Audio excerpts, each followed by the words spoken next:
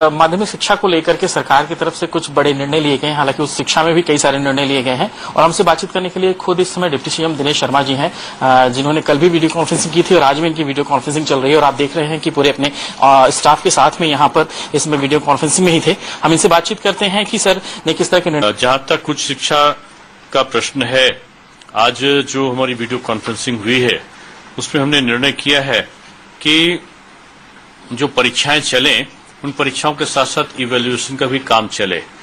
सुझाव के तौर पर यह दिया गया था कि परीक्षाएं जो हैं उनमें क्वेश्चन कम आए और तो कुछ विश्वविद्यालयों ने कहा कि कम क्वेश्चन के साथ कर सकते हैं।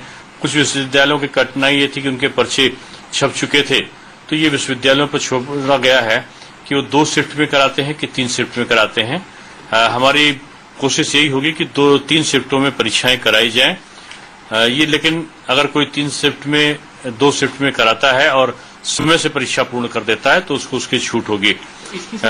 जैसे ये परीक्षाएं सर मैनुअल होंगी या फिर सीधे ऑनलाइन माध्यम से रखेंगे या किस तरह से होगा सर? नहीं, परीक्षाओं के बारे में 3 मई को अगर लॉकडाउन हट जाता है तो लॉकडाउन हट जाने के बाद ही परीक्षाओं की बात हम कर रहे हैं। लॉकडाउन अगर हट जाता है तो 15 मई के आसपास, 15 मई के बाद ये परीक्षाएं कराने के लिए अधिकृत होंगे विश्वविद्यालय।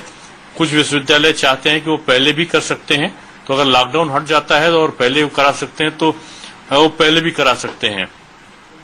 कुछ विश्वविद्यालयों ने ये रखा था कि सेंट्रलाइज इवैल्यूएशन की व्यवस्था है, तो सेंट्रलाइज इवैल्यूएशन की जगह वो डिसेंट्रलाइज इवैल्यूएशन की मांग कर रहे थे।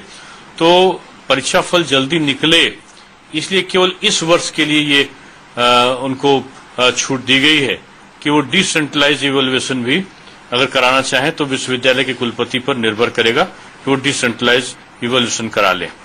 फाइनल ईयर का जो रिजल्ट है, वो जो लोग अंतिम वर्ष के छात्र विद्यार्थी बैठे हैं परीक्षा में, उनका इस प्रकार से स्कीम को, जो परीक्षा का सूची है उसको तैयार की जाए कि जो अंतिम वर्ष का विद्यार्थी है उसकी परीक्षा पहले हो और रिजल्ट पहले निकले, यानी जून तक रिजल्ट निकले और जुलाई में हमारे एडमिशन पूरे हो। ये हमारा लक्ष्य है कि सत्र का नियमितीकरण रहे। अगर किसी कारण से व्यवधान पहुंचे तो जो हमारी ग्रीष्मकालीन अवकाश है या हमारा जो शीतकालीन अवकाश या कई अन्य अवकाश होंगे उनको न्यून करने पर भी हमारा विचार है कि उनको अगर हम छोटा भी कर देंगे तो हमारा सत्र नियमितीकरण चलेगा। सर, माध्यमिक में भी क्या ग्रीष्मकालीन अवकाश को न्यून किया जाएगा, ऐसा कुछ? नहीं, माध्यमिक में तुम्हारी परीक्षाएं हो ही चुकी हैं, तो माध्यमिक में हमारी जो ग्रीष्मकालीन परीक्षाएं हो चुकी हैं, तो जो बच्चों का सत्र अभी हम शुरू कर रहे हैं ऑनलाइन को हमने शुरू ही कर दिया है, तो इसलिए अगर आवश्यकता पड़ी तो न्यून किया जा सकता है। लॉकडाउन पे निर्भर करेगा। सर, इसमें कुछ ऐप वगैरह दे रहे हैं कि इस ऐप को बच्चे डाउनलोड करें या कैसे, मतलब वो ऑनलाइन? देखिए, जो स्कूल के एनसीईआरटी का दीक्षा पोर्टल ऑलरेडी अपलोड है और उसके आधार पर पढ़ाया जा सकता है।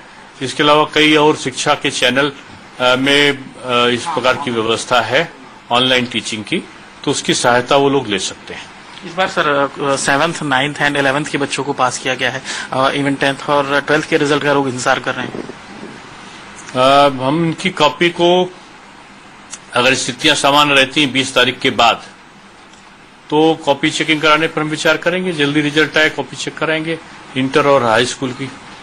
माध्यमिक की क्लासेस सर ये मान के चलें कि लॉकडाउन के बाद शायद अगर सब कुछ ठीक ठाक, ऑनलाइन क्लासेस हमारी शुरू हो गई है। नहीं सर, मैनुअल क्लासेस लॉकडाउन के बाद क्या ऐसा कुछ लिया जा सकता है निर्णय की लॉकडाउन खत्म हो तो? आवश्यकता पड़ेगी तो हम कर सकते हैं। जी बिल्कुल। तो ये थे डिप्टी सीएम साहब दिनेश शर्मा जी। जाहिर सी बात है कि उच्च शिक्षा को लेकर के जिस तरह के निर्णय हैं कि उच्च शिक्षा के जो भी एग्जाम्स हैं वो अगर लॉकडाउन खत्म होता है तो जाहिर है कि उसके बाद कुछ तारीखें आ सकती हैं और वहीं माध्यमिक शिक्षा के लिए ऑनलाइन पढ़ाई